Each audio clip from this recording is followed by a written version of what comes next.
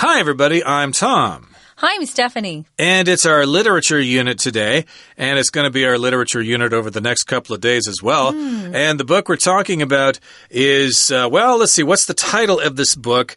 It's called American Pastoral, which is The American Dream Reconsidered. Have you ever read this book before, Stephanie? No, it's by Philip Roth. No, I haven't. I've heard of Philip Roth. He's a little sarcastic for me, so no, I didn't read it when I was younger. Maybe not so much sarcastic, but more satirical, maybe? Well, he's sarcastic and ironic, both, yeah. Okay, but some people like that sort of thing. I would think you would like this quite a bit. Yeah, I would, wouldn't I? Yeah. Okay, well, that's sarcasm there. But in any case, we are talking about this novel called American Pastoral. And again, it's the American Dream Reconsidered. Yeah, think about it again, the American Dream. Is it all it's cracked up to be? We'll discuss this in today's lesson. But first of all, we're going to read through the entire lesson. We're going to summarize this novel, and then we'll be right back.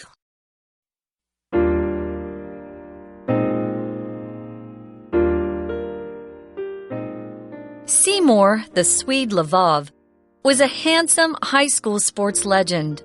Born into a wealthy family, he seemed to have it all. After graduation, he joined the Marines and fought bravely in World War II. To cap off his seemingly perfect life, he even married a beauty queen. Decades later, an old classmate, Nathan Zuckerman, gets a letter from Seymour. Now 70 years old, Seymour invites Nathan out for dinner.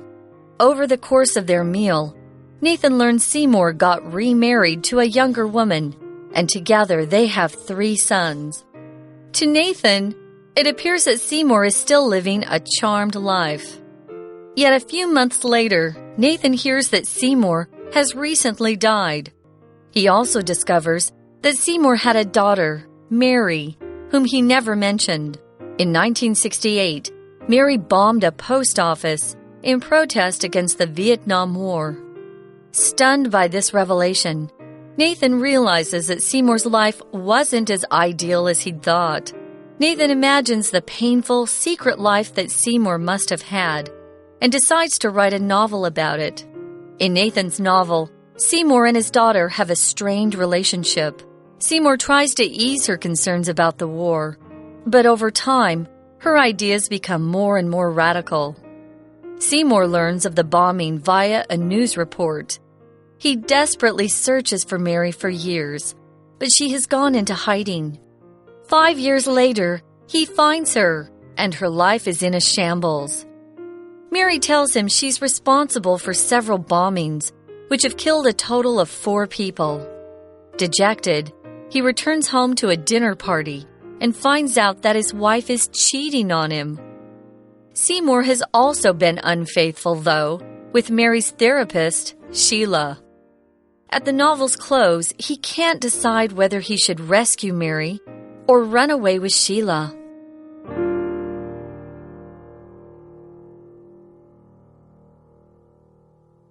Okay, everybody, let's summarize our featured novel today, American Pastoral. And this is all about the American Dream Reconsidered. If you reconsider something, you think about it again after you've already made a decision. Like a friend of mine, his name was Eric, and his wife wanted a divorce from him, and he was hoping that she would reconsider, that she would change her mind, but she never did. And eventually, he got remarried to somebody who was actually better for him, so it worked out in the long run. But again, reconsider, think about it again, reconsider. Yeah, reconsider it. So Seymour is the name of our handsome high school sports jock. J-O-C-K. If you're a jock in high school, you're an athlete. That's kind of a nickname for the guys. Not so much for the girls who are athletic. No. She's a jock. She's a sports jock. No, we just call the guys jocks. So he's Seymour the Swede, which is his nickname, Lvov. Or Lvov. We're not really sure. Lvov is how I read it. He's handsome. And he's a high school sports legend. If you're a legend, you're really well known. Sometimes you're well known for doing bad things, sometimes for doing good things. We often call people that are still alive and older, but they've been successful. A living legend, like Michael Jordan is a living legend. Well, he was a high school sports legend, meaning he was really good and everybody knew about him across the city. And he was handsome, and all the cheerleaders wanted to be his girlfriend. They wanted to date him, and he just was so popular and stuff like that.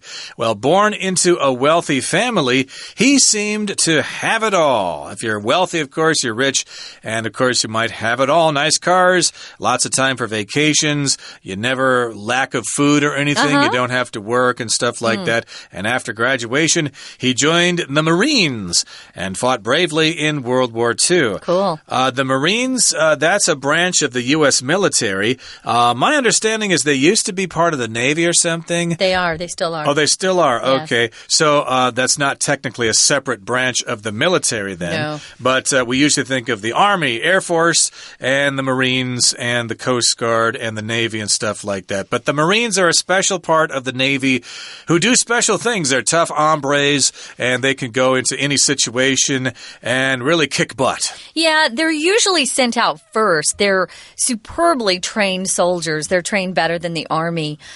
So they send out the Marines. Those are the guys who also train to be Navy SEALs, S-E-A-L. Those are the really well-trained guys who go in and do those undercover ops, black ops, we say. So he fought bravely in World War II. So he was a good guy. To cap off his seemingly perfect life, he even married a beauty queen. To cap off something, guys, is a phrase we use when we're talking about completing something. So it's either really wonderful or it could be all bad.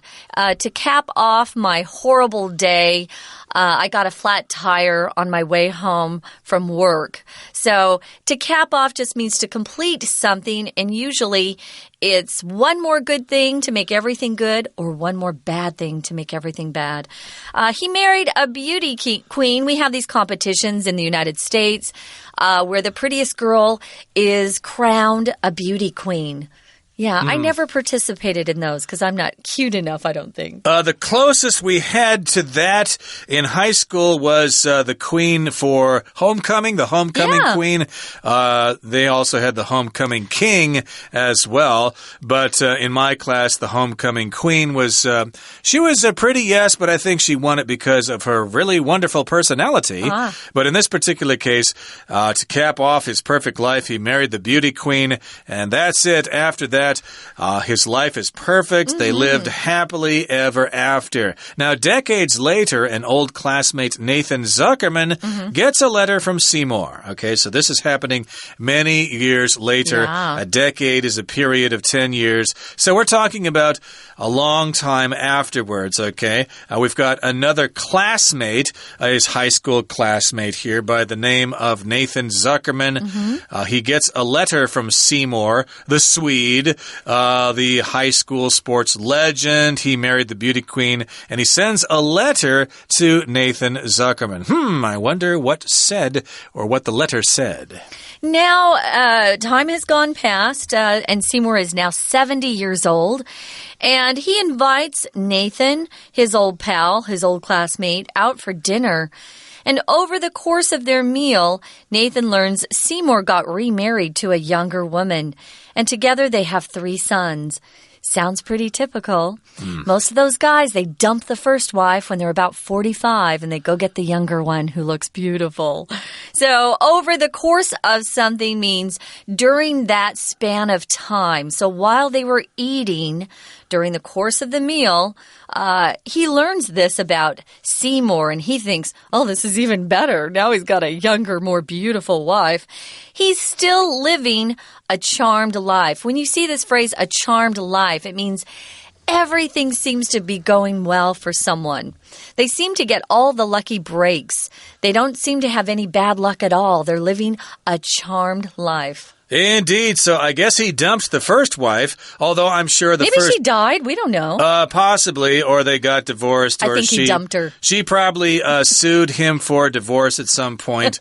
Most women initiate divorce proceedings nowadays. Well, we know later in the story he has an affair. Maybe he had an affair on his first wife, too. Could be. Well, I guess you have to take a guess there. But I'd dump him. In any case, she got remarried, and they have 3 sons, the new wife. And to Nathan, it seems that Seymour is still living a charmed life. Well, you got divorced and everything, but you're still doing okay. You're from a wealthy family. People remember you. They respect you. You've got a lot of friends still. So it's a charmed life. Yeah. Charmed, I guess, here means that it's a special life with privileges, the kind of life that other people don't have, the kind of life that other people wish they had. Yeah, most people have a lot of bad luck, or have at least a little bad luck sometimes. He seems to always come out on top with all this stuff. Now, in the next paragraph, a few months later, after this dinner, that is, Nathan learns that Seymour has recently died. Remember, Seymour wrote Nathan a letter, then they went out and had dinner, and just a few months after that dinner, Nathan hears that Seymour's gone. He's dead. He also discovers that Seymour had a daughter. Her name was Mary, which is interesting because it's spelled Mary like happy, like Happy Christmas, Mary. Like Christmas. Merry Christmas. I know. Whom he never mentioned.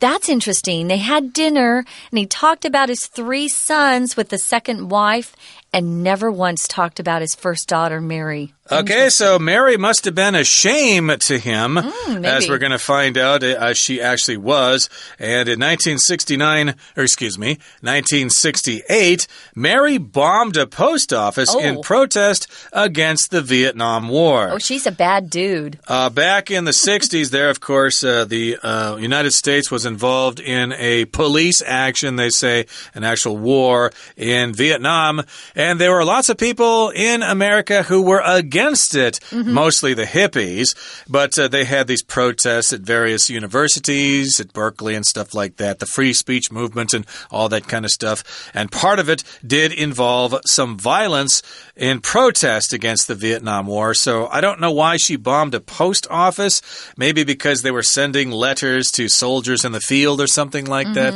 I'm not sure why a post office would have been targeted. It's a federal department or something. It's a federal building. And we actually did have real bombings that happened when protesters were upset about the war, and those bombings killed some people who were innocent. So I'm not very supportive of those people. You can protest, but you shouldn't be killing people. Right now, guys, we're going to take a little break.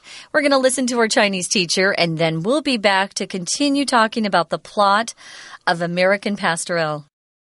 大家好，欢迎收听 English Digest， 我是 Alice。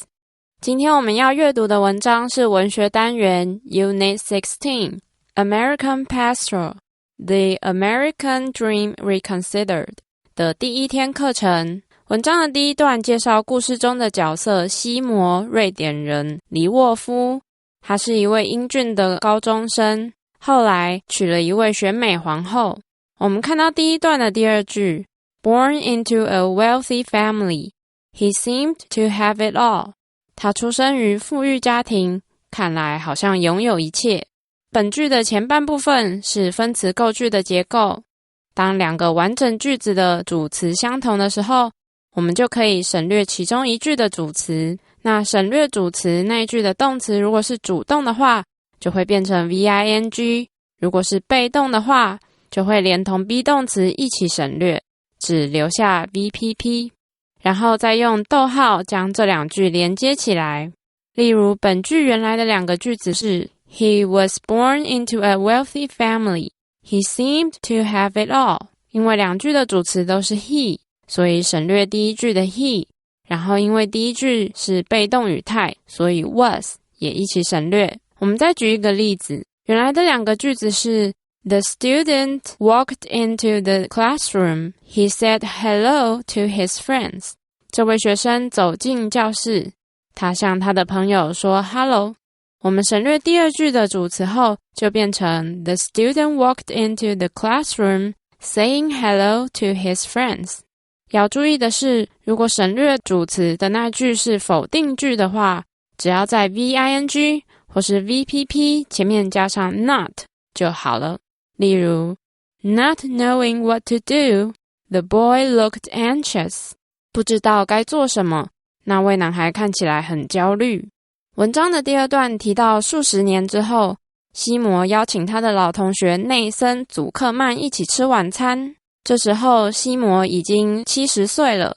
我们看到第二段的最后一句 To Nathan, it appears that Seymour is still living a charmed life. 对内森而言，西摩似乎仍然过着一帆风顺的人生。我们要表达似乎怎么样的时候，可以用 it appears 或是 seems 加 that 加一个完整句子来表达。例如 It seems that Ken has a crush on Charlotte. 肯似乎迷恋着夏绿蒂。这时候也可以将 that 子句里的主词移出来，形成主词加 seem 或是 appear 再加 to v 的句型。例如刚刚那句我们也可以改成 Ken seems to have a crush on Charlotte. 要注意的是，如果 to 原 v 发生的时间比 appear 或是 seem 还要早，那就要将 to 原 v 改成 to have 再加 VPP。 例如 The restaurant seems to have closed down. 这家餐厅似乎已经关闭。 Close down 发生的时间比 seems 早，所以用 to have closed down. We're going to take a quick break. Stay tuned. We'll be right back.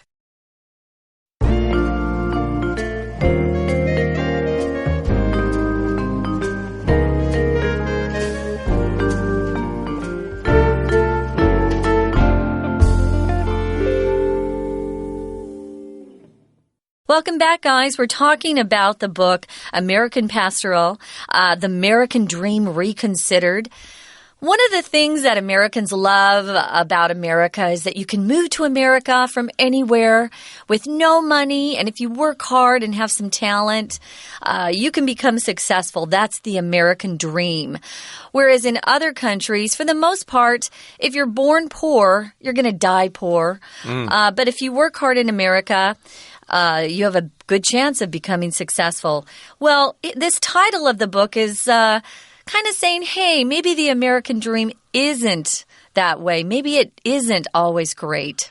Right. I think they have something similar here in Taiwan. You often hear stories about people who were poor farmers down in Yunlin or something. I think you can succeed here in Taiwan, too. Absolutely. Yeah. I can't remember his name, but the one-time richest man in Taiwan was actually quite poor when he was young. Good for him. But in any case, this is kind of the American dream. But the dream kind of got redirected here. We have to reconsider it because of the Vietnam War. Is it all it's cracked up to be? But in any case, where we left off, we were talking about Nathan Zuckerman, who was a classmate of Seymour the Swede Lvov, and he found out that Seymour was still alive. They got together for dinner, and then he later found out that Seymour had actually died, and that he actually had a daughter with the name Mary. Merry Christmas to Mary, and she actually got sent to jail or something, or was in trouble because she blew up a bomb at a post office to protest the Vietnam War. Okay, so stunned by this revelation, Nathan realizes that Seymour's life wasn't as ideal as he'd thought. So he's stunned by this revelation. If you're stunned, you're quite surprised, extremely surprised, because, hey, he had it all. How could this happen? How could he end up with a daughter that was a radical protester of the Vietnam War and actually bombed a post office? Oh, who knows? Children sometimes turn out completely different from their parents. Now, if you're stunned, you're shocked. It's almost like you can't move. You just don't believe what's happening. He was stunned by this revelation. So it's almost like someone knocks you unconscious. You kind of just look straight ahead. You're dazed. You're stunned. And a revelation is a piece of news that is previously unknown. You didn't know that it was something that was going on. So it's surprising, and you didn't know about it before. It's a revelation. So he's stunned by this. Nathan realizes that, hey, maybe Seymour's life wasn't as cool or ideal as he had thought before. If something's ideal, it's just almost perfect, isn't it? Oh, yeah. This house I live in is just ideal for me. It satisfies everything you want. It's perfect. It's really suitable. Exactly. So his life wasn't as ideal as he had thought. Nathan imagines the painful secret life that Seymour must have had and decides to write a novel about it. So, yes, Seymour looked like on the surface that he had a perfect life, but underneath things were falling apart. He got a divorce there, of course, and his daughter was a radical, blowing up post offices and stuff like that. So now Nathan here gets an idea. Hey, I'm going to write a novel about this man's story. And again, this is like a novel being written within a novel. Right. Well, in Nathan's novel, remember, this is Nathan writing his novel. Seymour and his daughter have a strained relationship. You'll often hear this adjective used to describe a relationship between people that's really tense, uncomfortable, it's uneasy. You know, people don't really get along very well. They have a strained relationship. Sometimes in families, there are strained relationships because I don't know, maybe a child went off and did something bad and the parents, aren't happy about it. So when they get back together, it's not really comfortable. Yeah, I've heard of so many strained relationships here where I live, where the parents are mad at the kids and the kids are mad at the parents, and they're falling short of their expectations all the time. And Seymour tries to ease her concerns about the war, but over time, her ideas become more and more radical. So, of course, in the story here, I guess, during the 1960s, the Vietnam War is getting worse and worse, and he's trying to say, don't worry about it, it's no big deal. We're just defending freedom in there, but she kind of doesn't accept that and starts to get more bitter about it, and she gets more radical, which means you're just not normal. You're doing things that most people just don't do. Yeah, you're using actions that are considered to be extreme. Instead of just protesting, she bombs a post office. An extreme haircut, for example, for a girl would be perhaps shaving your head bald. That's an extreme haircut. So you're doing something extreme if someone calls you radical.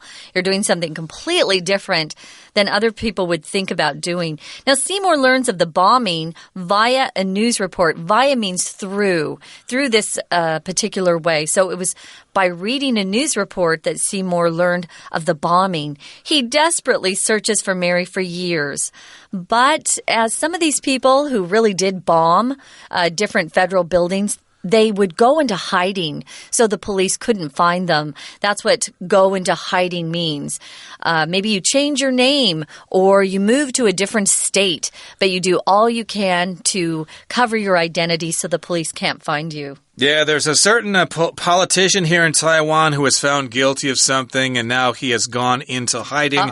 Nobody really knows where he is. I don't want to mention his name because he might send somebody here and cut my throat. Now, 5 years later, he finds Mary, and her life is in a shambles. In a shambles is a phrase we use to say everything's chaotic. It's a mess. You can also say her life was in shambles. Notice this is a little strange because we're using what looks like a plural noun, but you can use either in a shambles with that indefinite article, or you can do what Tom and I do, and we just say in shambles. Okay, so in the next part, it says Mary tells him she's responsible for several bombings. Take it away, Tom. Indeed, she's responsible for that. She's the one who did these bombings, and they killed a total of 4 people. Well, dejected, he returns home to a dinner party and finds out that his wife is cheating on him. She is having an affair. She's got a lover outside of the marriage. If you're dejected, you're just very depressed because of something you found out, and you're very disappointed. And Seymour has also been unfaithful, though, with Mary's therapist, Sheila. So I guess he shouldn't be so shocked to find out that his wife is fooling around. He's been fooling around. If you're unfaithful, again, you're having an affair, you're cheating on your partner, etc. I wanted to mention if you're responsible for something, it means you have control over it, or you're the one who can be blamed for something. Here, we're saying she can be blamed for the bombings. And it's true. Our little Seymour was unfaithful and was having an affair with Mary's therapist. Now, at the novel's close, at the end of the novel, he can't decide whether he should rescue his daughter Mary or run away with Sheila. If you rescue somebody, it means they're in some sort of situation that's dangerous or bad for them, and you save them by coming along and getting them out of that situation. So that's how that novel ends. Yeah. Well, if I were him, I would run away with Sheila after all. Sweet little Sheila. He's a dad. He should rescue his daughter. True. Yes, I guess you'd have to decide yourself. But that brings us to the end of our discussion for today. Here comes our Chinese teacher. 文章的第3段提到几个月后，内森得知西摩过世的消息，并知道西摩有一个从未提过的女儿梅瑞。而西摩的生活并不如他想象的那么美好，所以他想象西摩过着怎么样的秘密生活，并且打算写一本关于西摩的小说。我们看到第3段的最后一句 Nathan imagines the painful secret life that Seymour must have had and decides to write a novel about it. 内森想象西摩一定拥有过的痛苦与秘密人生，并决定就此写一部小说。Must 在本句是肯定的意思， Must 加原形动词就是表示对于现在非常肯定的推测。例如 Kevin eats an apple every day. He must like apples a lot. 凯文每天都吃一颗苹果，他一定很喜欢苹果。如果 must 后面加 have VPP 则是用来表示对过去非常肯定的推测。例如 Peter's body is shaking. He must have seen something horrible. 彼得全身在颤抖，他一定是看到什么可怕的东西。文章的第4段在介绍内森小说里的内容。我们看到这一段的倒数第4句 Mary tells him she is responsible for several bombings, which have killed a total of 4 people. 梅瑞告诉他，他要为数起爆炸负责，这些爆炸总共杀死了4个人。片语 be responsible for 有以下几种常见的意思。第一种是为什么什么负起责任，相当于 be accountable for. Accountable, A-C-C-O-U-N-T-A-B-L-E. 我们可以说 Sebastian said that he would be accountable for the workers' performances. 塞巴斯丁说他会为员工的表现负起责任。另外一个常见的意思是负责某事物，相当于 be in charge of. Charge, C-H-A-R-G-E. 例如 Tom is in charge of running the theater. 汤姆负责经营戏院。另外 be responsible for 还可以用来表示造成某事物的原因。例如 The driver's drunk driving is responsible for the car accident. 这名驾驶的酒驾是造成这场车祸的原因。以上就是今天的课程，谢谢收听。That's it for today, everybody. Please join us again next time when we talk about the author of our featured novel, the author Philip Roth. We can't wait to see you until then. From all of us here at English Digest, I'm Tom. I'm Stephanie. Goodbye. Bye.